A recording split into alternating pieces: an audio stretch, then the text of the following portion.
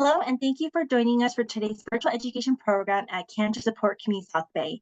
I'm Rebecca, the program manager, and I welcome you to this workshop titled Food on a Budget. Before we begin, if this is your first time joining us, CSC South Bay's mission is to ensure that all people impacted by cancer are empowered by knowledge, strengthened by action, and sustained by community so that no one faces cancer alone. We serve the South Bay, Long Beach, and Orange County area all at no cost.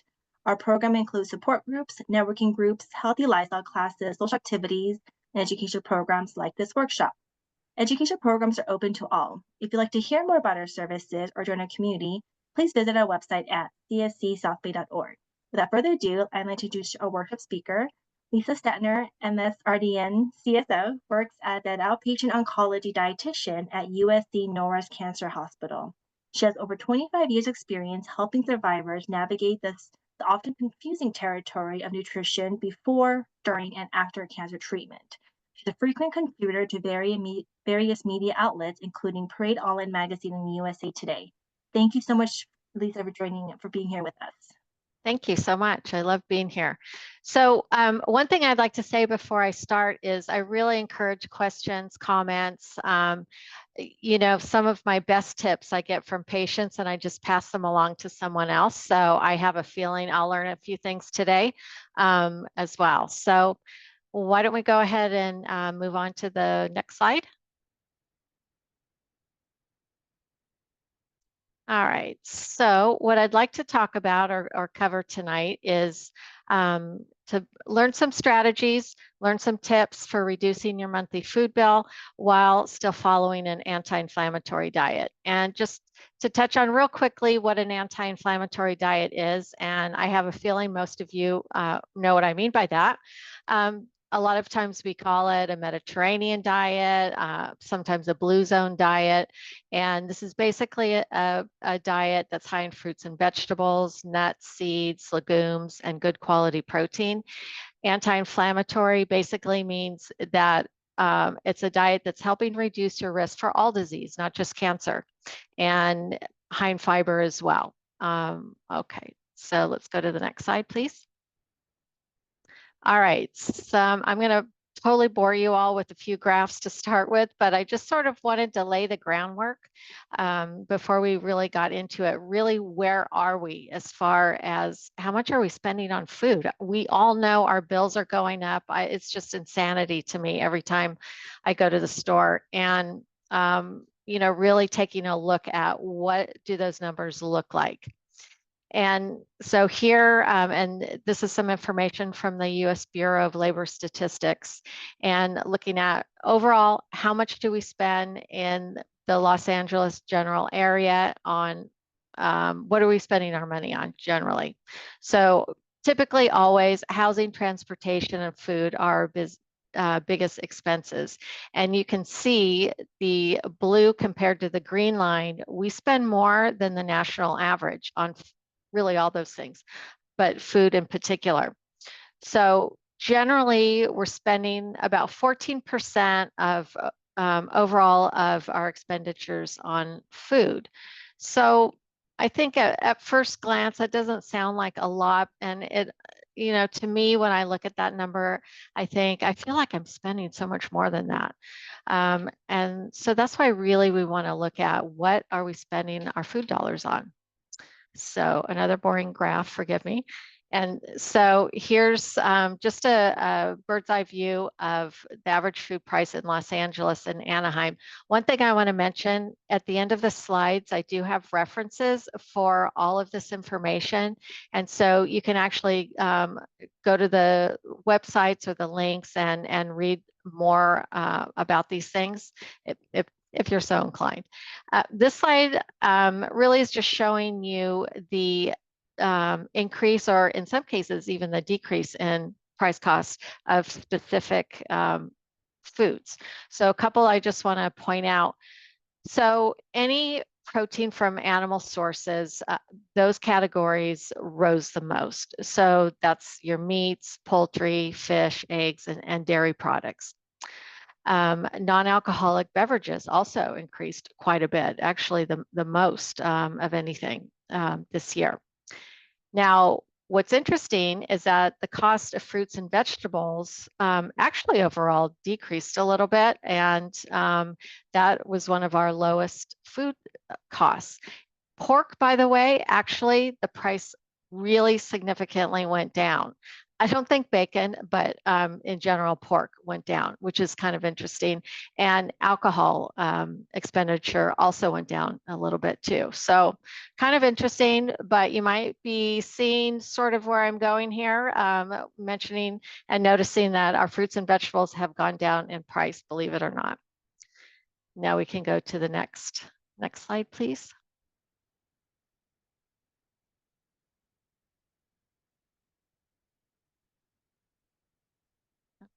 Okay. Are you not seeing the next slide, Lisa? No. The comparison cost.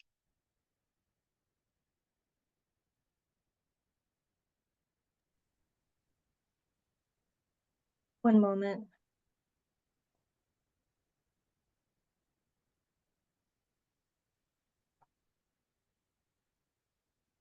I was actually kind of surprised that the pork went down so significantly. So I thought that was interesting. Oh, and I have to make a shout out. I see some friends there in the group. Is it the right slide now? Nope. Average food price increased in Los Angeles and Anaheim? Comparison of cost increase per food category. Yeah, there you go. Thank you so much. I promise the last graph. So this just breaks it down what foods in particular went up and how much, and compared to the normal trends. So I found this a little bit interesting too. So on the top, you have your fats and oils, and that cost rose more than normal. And that was followed by sugar and sweets. Also, prices rose more than normal. And then bakery products. So all those things that we love, right? Fat and sugar. And then you can see where the gray area is. So that's just sort of normal trends. And this is where it was a little bit interesting to me, where you can see the pork actually was much less than usual. And again, take a look, fruits and vegetables also did not actually, the price did not increase as the usual trends. So that's all I have to say here. And end of talk. All right, so let's go to the next one. So another thing that's really bringing up your food bill, and just really be cognizant of what else are you buying? What is making your grocery bill so high? And I think a lot of times we don't think about those extra things that increase our bill. So that might be personal care products, all these non-food items that end up in the grocery cart. So paper goods, over-the-counter medicines, cleaning supplies, and those things really add up. Sometimes you can get much better prices at other stores with those non-food items. I always wonder, why is it Trader Joe's is so cheap? Is it because it's so cheap? Well, I'm not buying all those extra things. And I think that's part of it as well, even though they often do have good prices, but you're loading up your cart with those things. And so we really want to, like I said, look at where our dollars are going and what are we spending our food dollars on. So if the average American spends roughly 14% of their expenditures on food, how does that fall in to what you're actually spending at the grocery store? And chances are some of that might be these non-food items. And why don't we go to the next slide, please? So just some ideas for cost cutting on those non-food items. And I know a lot of these are unavoidable, but using, I'm sorry, I had a little typo on number one there. Use cloth towels and napkins instead of the paper ones. You can make your own cleaners, laundry soaps, even personal care products. And I've seen at community colleges or senior centers, online on YouTube, instructions on how to make some of these things. And honestly, you can really save so much money. They're better for the environment. They're healthier for you. I mean, we have so many toxins, as you all know, in our environment, and we're really trying to limit those. And this right there is number 2, I think is such a great way to reduce costs at the grocery store and then just be healthier. You can use wool dryer balls instead of the dryer sheets. Dryer sheets, you know, again, you've got fragrance, you've got chemicals, which really you don't want to be using. And again, big expense. The wool dryer balls, I don't know if any of you use those. I think they're great. And I've even seen those at Trader Joe's, to be honest. The only problem is they get stuck in your sleeves and sometimes they bounce outside of the dryer and it's a little hassle, but look at containers and kitchen gadgets at other places. They tend to be much more expensive at the grocery store. So if you have a Home Goods near you, sometimes even on Amazon, you can get much, much better prices on a lot of those items. And then also one of the non-food items, which was listed as an expenditure, and that is to either decrease or eliminate alcohol. So just a quick word about alcohol in general. It used to be that we would say 1 glass a day of glass of wine or a mixed drink for women is safe, 2 for men a day is safe. And really, there's no amount of alcohol that we can say, yeah, that's safe. It's really unknown how alcohol will affect the individual person. And many of the cancers, there's a high risk association with alcohol. So if you can do without it, that's a great way to reduce your food costs and also benefit your health as well. And let's go to the next slide. So just this is something put out by the NIH, just a little calculator, and I thought this was kind of fun. And you can just literally plug in how much you actually consume, and you'll get an idea how much you're spending a month. So in this case, and forgive me if my pricing on a glass of wine or 1 drink is wrong because I don't drink. So I just assumed $15, and 2 drinks a week ends up being $130 a month. And so that can be significant, right? So you know, it's those little places here and there where we can really reduce that overall bill. And so, you know, if you can see at the top, the average household in the US is spending 0.9% on alcohol. And so that really can add up in a household as far as how much you're spending. Generally, it can add up to about almost $2,000 a month or a year. I apologize. So, okay, so let's go to the next one, please. All right, here is one of the biggest places where you can save money. And I know you probably all thought I was going to be saying, you know, eat meat, eat beans instead of meat. That's where you're going to save money, but you all know that. And so I wanted to really do a little bit of a different kind of a dive into places where you can make significant difference in your food bill, either reducing it or not increasing it. Food waste is crazy, and it kind of made me sad when I was looking at this, to be honest. So it's estimated that 40% of the food supply in the US is wasted. So when we have people that aren't getting enough, living in food deserts, et cetera, et cetera, et cetera, this is really tragic to me. So somewhere the system is not working, but guess what? 43% of that waste comes from households. So I know we can all do better as far as that goes. So we'll talk about that in just a minute. Where else it comes from? 40% is coming from the grocery stores. Including grocery stores, restaurants, and food service companies. So like the companies that might make meals for airplanes, that kind of thing. 60% coming from farms, 2% from manufacturers. So really per person, this comes out to be about $133 of food waste per month. So if you eliminate your waste, cut out the alcohol, boom, there you go, an extra $260 a month. But we can definitely do more. So what does that look like?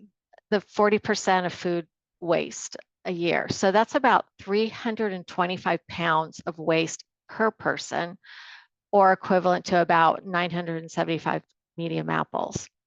So you can see each household can waste up to $1,600 in produce a year. And it's actually the produce that's the #1 wasted food, right? And so the thing that we should be eating the most of, especially cancer survivors, we want a lot of plant foods, and we're wasting that much. So yeah. So let's go to the next slide. So how can we reduce waste? So this is just a couple tools for you to use. So, you know, one of the reasons why so much food, well, there's a couple reasons why a lot of our produce especially, but food in general gets wasted. And that is, it stays in the refrigerator too long, right? And so there's a couple tools that you can use here. Both are for the foodsafety.gov and the stilltasty.com. Both you can use on your computer or even an app, and really looking at how long can you use your food for. And so the foodsafety.gov has a couple of features which are really nice, because you can get alerts. So every once in a while you'll hear, oh, this bag salad, there was a salmonella outbreak. You'll get an alert. And especially for people going through cancer treatment, cancer survivors, I think that's a really nice tool, just so you can really be on top of that and not be afraid of your produce.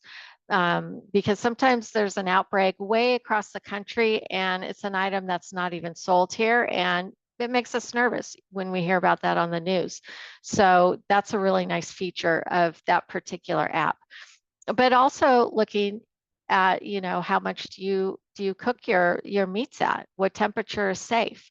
And just all kinds of great information on that one.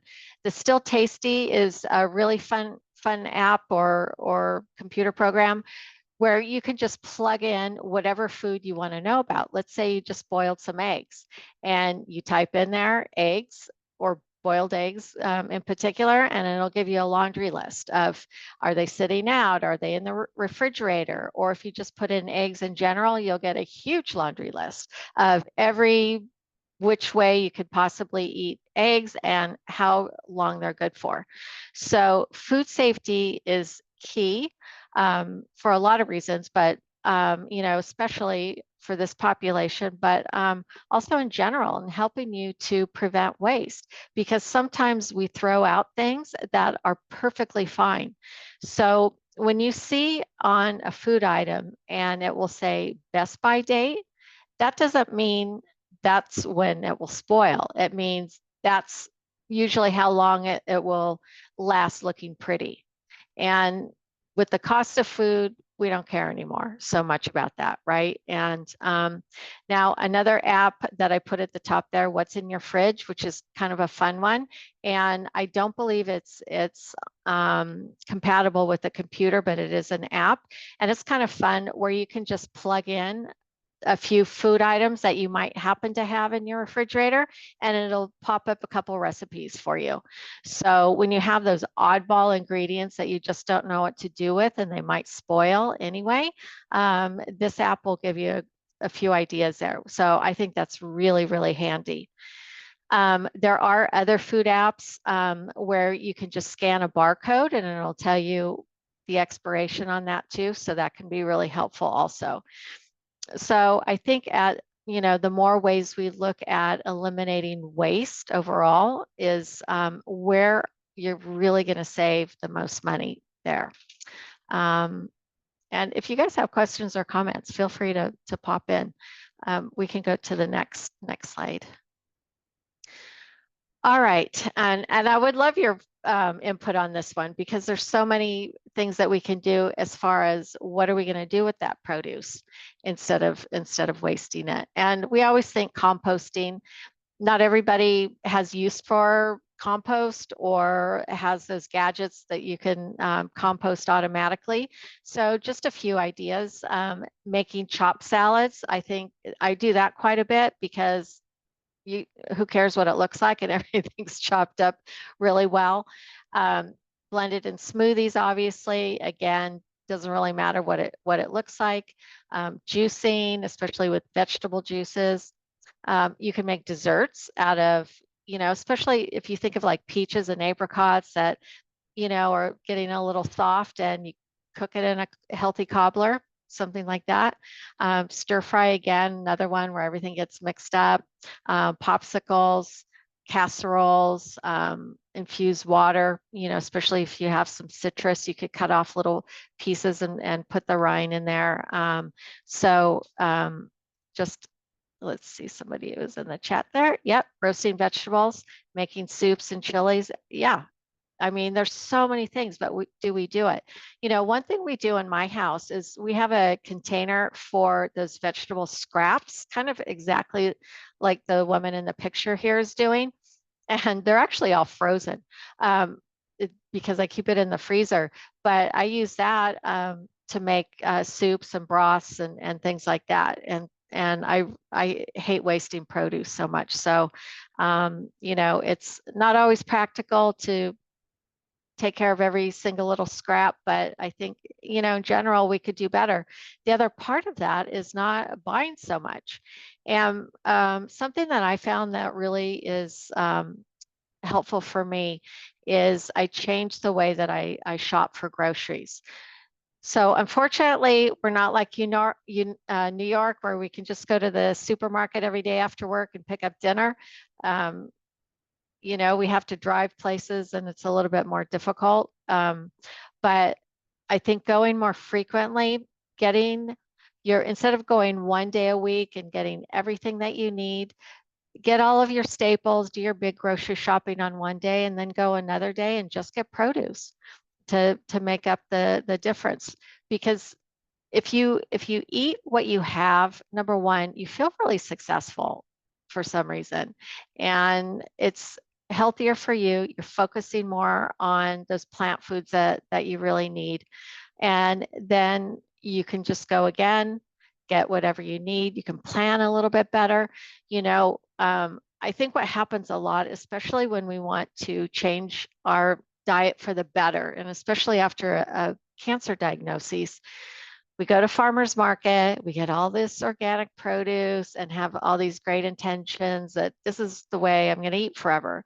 Well, it all goes bad, right? You throw it out and you're frustrated and discouraged, and you end up going back to a lot of the old habits. And so going to the store a little bit more frequently, or you could do your big grocery shopping one day, which would include produce, and then use that up, go to the farmer's market the other day a week, and just get a smaller quantity of certain things. So there's different ways that you could do that, but I find that's helpful. Or also you can rely on frozen.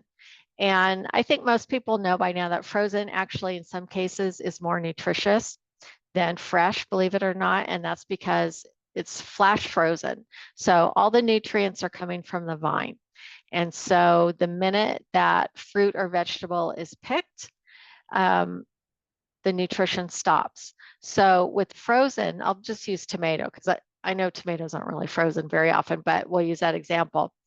So in the grocery store, most tomatoes are picked green. And then on the trucks, because of the gases that are released, they're ripened and turn red. So that's why they don't taste as good as if you grew them yourself. So if it was flash frozen, they'd wait till the tomato was red on the vine. And now you have a lot more nutrition in there, not only just the color.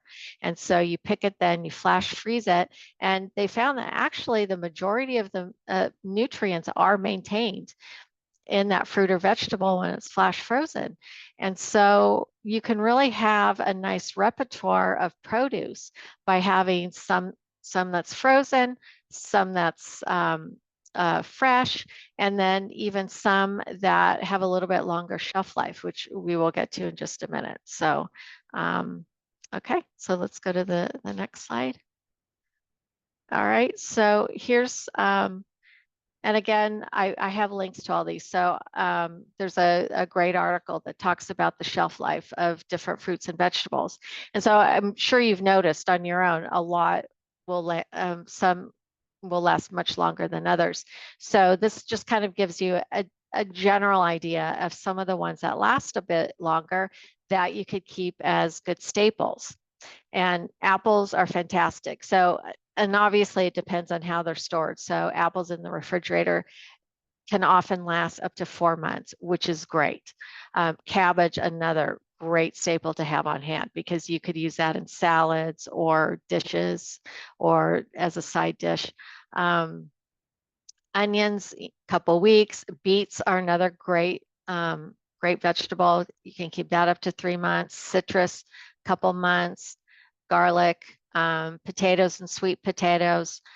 Even if it starts growing a little bit, you can snip that off. But, you know, especially with potatoes, you still want to be a little bit careful. You know, you don't want to leave it in there for 6 months, even if it's in the dark. Carrots can last quite a long time as well. And usually what I do with carrots, I buy the full-size carrots. I think they taste much better than the baby carrots, which aren't really baby carrots anyway. And I don't peel them until it's time to use them. And they do keep a very long time. Squash is another one, very long shelf life. Bell peppers and rutabaga. With Thanksgiving coming up, rutabaga is a great one to make instead of mashed potatoes. I don't know if any of you guys eat those, but I think they're yummy. All right, and let's go to the next one. So let's talk about pricing now.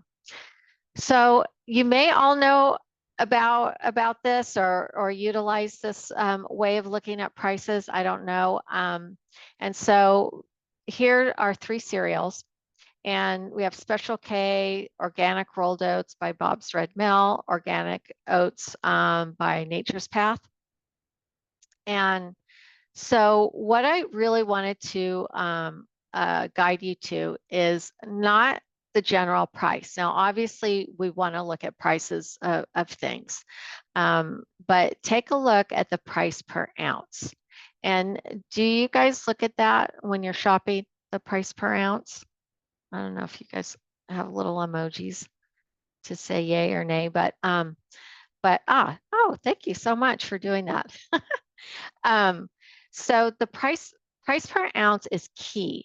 And you'll see there's a big difference in these three products. Now, sometimes there's really crazy differences, but let's start with the Special K. So by the way, the number of servings in each of these is relatively the same. They're pretty close. And so with the Special K, $6.99 for, you know, a box, 44.8 cents per ounce. Now, looking at the Bob's Red Mill, you can see, so the overall cost is more, and so's the price per ounce, right? It's 0.55 per ounce. Now, sometimes you have to make a judgment call for your own health. So in this case, we've got Special K, which, and it says right there, 11 grams of sugar. That's nothing to brag about. But the rolled oats doesn't have any additives. It's organic, really healthy food, really healthy staple. You can do a lot with that. And then lastly, we have the Nature's Path, which is 20 cents per ounce on that one. The overall price is lower. And you can see a significant difference in that one. So don't be afraid of organic is one of the points I wanted to make here, because we always assume it's more expensive. It often is. I'm not going to kid you on that. And we really do want to gravitate more towards organic, but it's not always the most expensive choice. And you can see right here, it's, you know, health-wise, it's the better choice and it's the best price. Sometimes you'll see, and unfortunately, I didn't have enough time to get examples. I didn't want to be a total weirdo stalker in the grocery store taking all these pictures. But sometimes the, you'll see a reverse with the overall price and then the price per ounce. And so really hone in on that price per ounce, because that's going to tell you a lot more information. Because if you have two items, let's say the Bob's Red Mill was a much smaller quantity. So these two have roughly the same amount of portions per package, but that Bob's Red Mill in some cases maybe is a tiny little package and you only get a few meals out of it, where the other one at 20.3 cents, you get a lot more meals out of it. So really look at that. Looking at the price per ounce is, I guarantee, is really going to help keep your food bill at bay more than anything else. And so let's go to the next one, please. Oh, we're doing great on time. So here's just some general overall tips to think about. And this was partially taken from Rocket Money, and that was one of the references that I have. So really audit your spending. So however you do it, saving your receipts, looking at bank statements, use a budgeting app. There's so many out there that are free that work, that are just great for that. But really review how much you're spending on food. And don't forget those cash purchases that you might make, running into a store to get something quick, going to a farmer's market, anywhere. And so look at how much you're spending on restaurant foods, how much you're spending on your groceries, and don't count in those non-food items either. Just really get a good grasp. And are you spending 14% on your budget or not? Or you might be doing better than that. Who knows? But really, I think that's the first place we really want to start. See how much you're spending. Then make a food budget for yourself. Really figure out how much per week you're willing to spend. And I know it's very difficult to have a strict budget. I've never been able to have a very strict budget myself, but because you want to give yourself some leeway, we have the holidays coming up, a lot more expenses on food. And so, don't be too hard on yourself if you can't keep to a strict budget, but at least you want to have an overall view. Have a plan when you're going shopping, and you want to go in with a list. And it seems tedious. It seems, very simple, but it makes a huge difference to make a list. And the other trick, always have a little snack before you go into that grocery store, because if we're hungry, our brain needs glucose. It needs to be fed right away, and our hunger goes on overdrive. That's where we make a lot of impulsive purchases then for the less healthier foods, usually the ones with more sugar, and a lot of times they're more expensive too. So those two keys are really gonna help you just make practical choices when you go into that grocery store. Because really think of a grocery store, and this could be a big one, a little one, doesn't matter. It's there to sell you food, and as much food as possible. And so every trick in the book is coming at you with marketing and where the items are placed on the shelves, eye level for you, eye level for a kid in a shopping cart. And I know a lot of people talk about just shop the perimeter of the store. Honestly, I've never subscribed to that, and I'll tell you why. Because there's some really good things inside the store that's not just on the perimeter, namely some of your grains, healthy grains, the quinoa, the farro, your beans, your lentils. So you'll miss out on those. And obviously those are good meat alternatives. So those are a good protein alternative food. So sometimes you can find some really great things within the aisles. And then also sign up for the loyalty programs. Gone are the days of the double coupons, unfortunately, unless you all know of a store. But that was fun. But now they have these loyalty programs where right off the bat you get a couple dollars knocked off of your total bill as you're checking out. So you can really save a lot of money that way. Pretty much all stores have that. Trader Joe's doesn't really have that because their prices are already a little bit lower. Use digital coupons. A lot of times the flyers that come in the mail, you can get the digital coupons from those.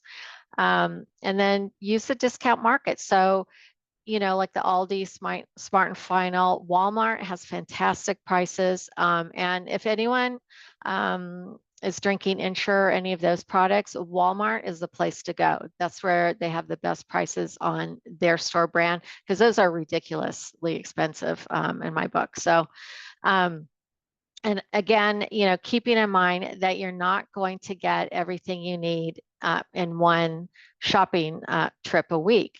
And so something like a Smart and Final, there's a lot of things that you can get much better prices. I like to get nuts there, and much better prices on nuts. Or I like sparkling water, so I'll go to a Smart and Final and get that. And oh, thank you from Heather. I buy a big container of protein drink powder, costs much less than the premix string. Yes, absolutely.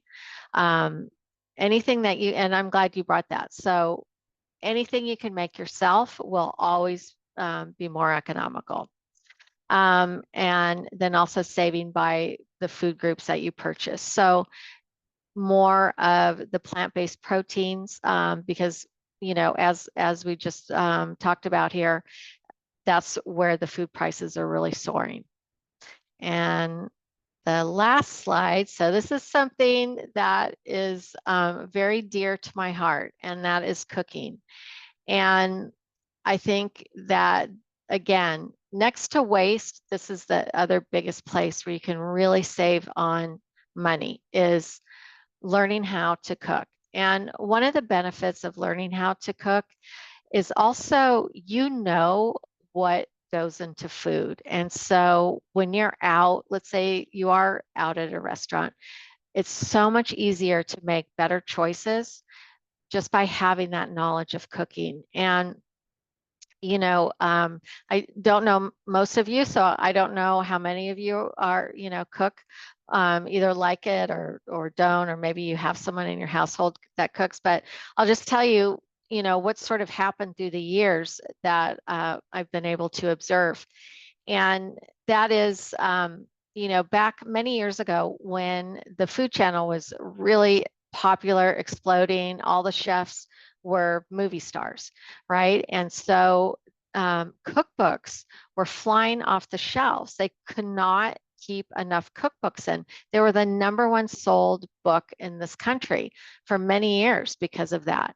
And so consequently, what happened is a lot of the cookbooks were written by someone sitting at a desk. And someone says, I have the same cookbook and it's about 30 years old. It's best, right? and so these cookbooks were a lot of the recipe, and even today, it's not just back then. And if you think about it, back in those days too, we used to use cookbooks as coffee table decorations, or gifts for that person you had no idea what to get. And so when you write a recipe sitting at a desk, it's almost guaranteed to flop. And so recipes need to be tested, just like a scientific experiment. They need to be tested over and over again. And Julia Child was really famous for how many times she tested her recipes. I had heard it was about 30 times, but I could be wrong on that. But she was one of the original food scientists. And that's how those recipes come out well. So there was a whole generation coming up that wanted to be healthy, wanted to learn how to cook, save money, and they would buy these cookbooks or recipes and nothing would turn out. They got frustrated and stopped cooking. And it was really, really a shame because now we have several generations that never really learned how to cook, unless you're fortunate enough that you had someone in your house that did and showed you how, because there's a whole language that comes along with it, right? I mean, a measuring teaspoon is not the same as the teaspoon that you eat your cereal with, right? And so, you know, you need to know the language, you need to know the portion sizes, and then willing that the whole thing turns out properly. So, but that's where we can eat better and really save money. It's funny, it's just kind of a side note. I can remember many years ago, a lot of people that really were, when they were restricted with money, often would go to Burger King. And you could feed a family of 5 on $5 at Burger King, because the Whoppers were huge and they were $1. And Whoppers now, I think, are $9. I mean, that just tells you inflation. So that doesn't, you can't even eat fast food cheaply anymore. I think an average meal at McDonald's is, I think it's, what did I read? Maybe $18. I don't know. But anyway, so really learn to cook. It's a fun thing. Kids, the younger that they learn how to cook, they can tear lettuce for salads. And that's another thing I would say. If you have picky eaters in your house, young kids, the more that they're able to help make decisions on the menu or participate in cooking, the more likely they won't be such a picky eater. They're more likely to eat what they've participated in. So there's a couple ways you can learn to cook. There's a lot of classes. A lot of the adult schools offer classes. There's people on YouTube that are teaching classes. So there's a lot of free things that you can do, or there's classes that you can pay for.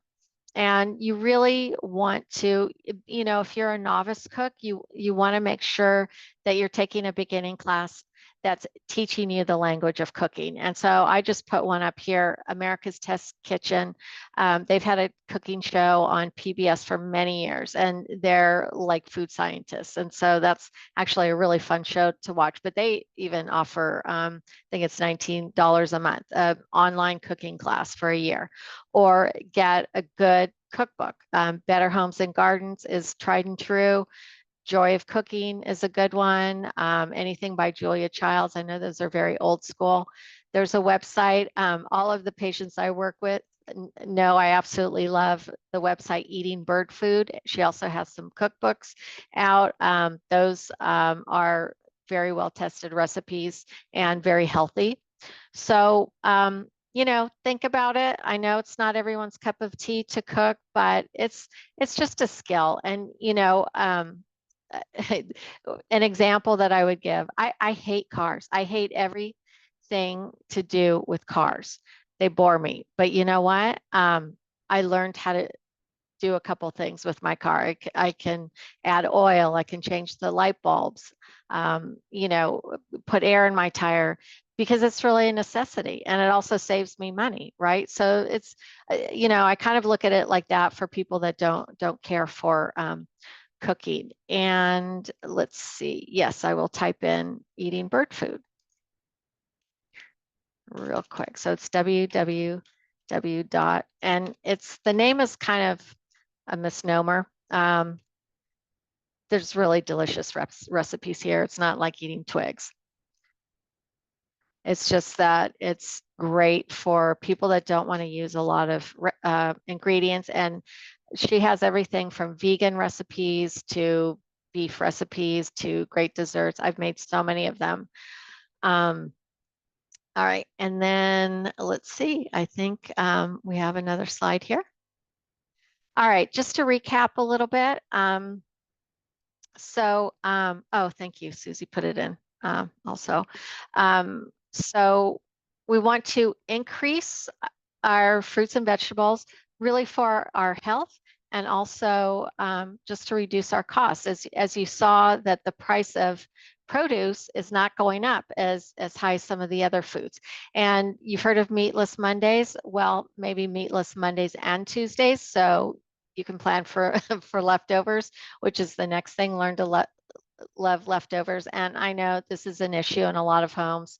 Some people will absolutely not eat leftovers, but that's how we have to learn how to cook and repurpose those things. So I think sometimes there's people are very clever with what they can do with leftovers.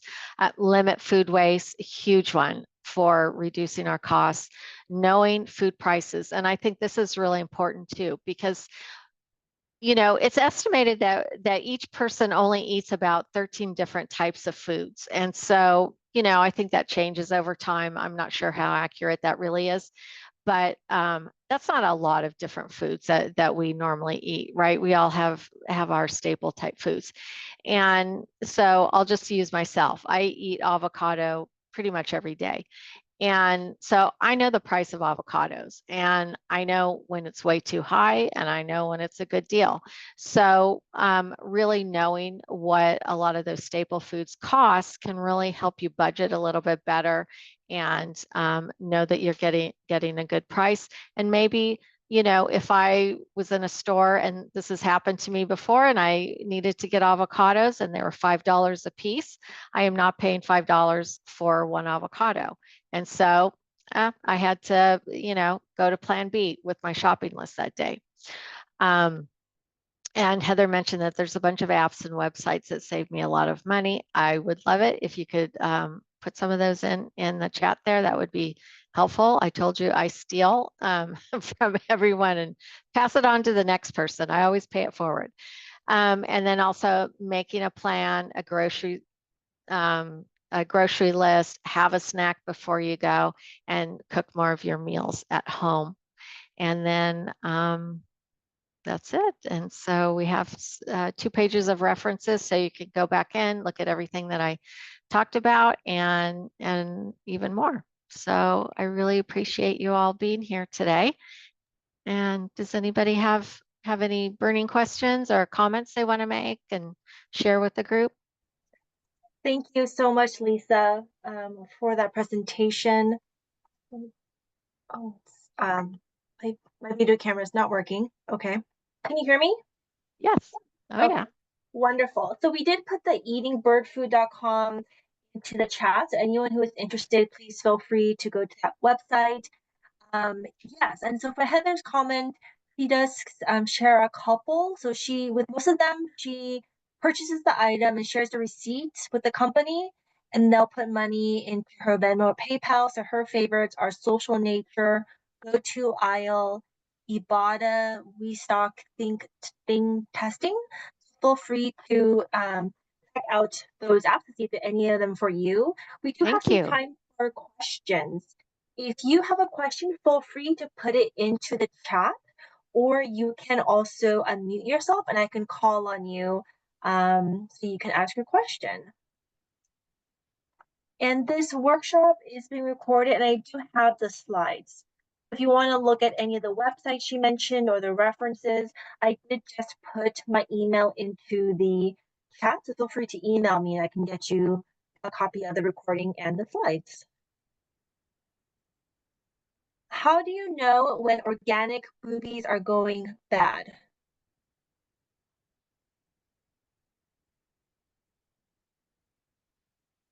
Blueberries. Thank you. I was like, is that a food that I don't know about? I thought, did we get a troll in the chat room? Like, what's going on here? I'm like, I wonder if that's a new food that I like some food that's trending. How do you know when organic blueberries are going bad? With your berries, they'll tell you, you can see when they start getting a little bit of mold. And it's tricky with berries, honestly. Like with blueberries, I buy them frozen. You can get wild organic blueberries that I think are delicious, but usually they'll get a little fuzz. You don't want to wash them well in advance, and that's the key. So yeah, and there you go. You can put them straight into the freezer. But you'll know. But wash your berries as you're eating them instead of the whole package at once. Then you have to dry them out and lay them out, and it's a little bit more work. Frozen dark cherries from Trader Joe's. Yep, I agree. Love those cherries. And that's the other thing about frozen. They're not always frozen. Frozen produce isn't always as plump as we'd like, but we certainly can eat so much more variety that way, which is great. And yeah, and with the frozen berries, they're great and things like oatmeal too. So they just defrost as they're put in there. Wonderful. Any other questions or comments or any other tricks or tips to use? Feel free to share or unmute yourself and I can call on you. And I put my email here, so please reach out if you have some questions, you need some information emailed out to you. So I'm pretty accessible most times.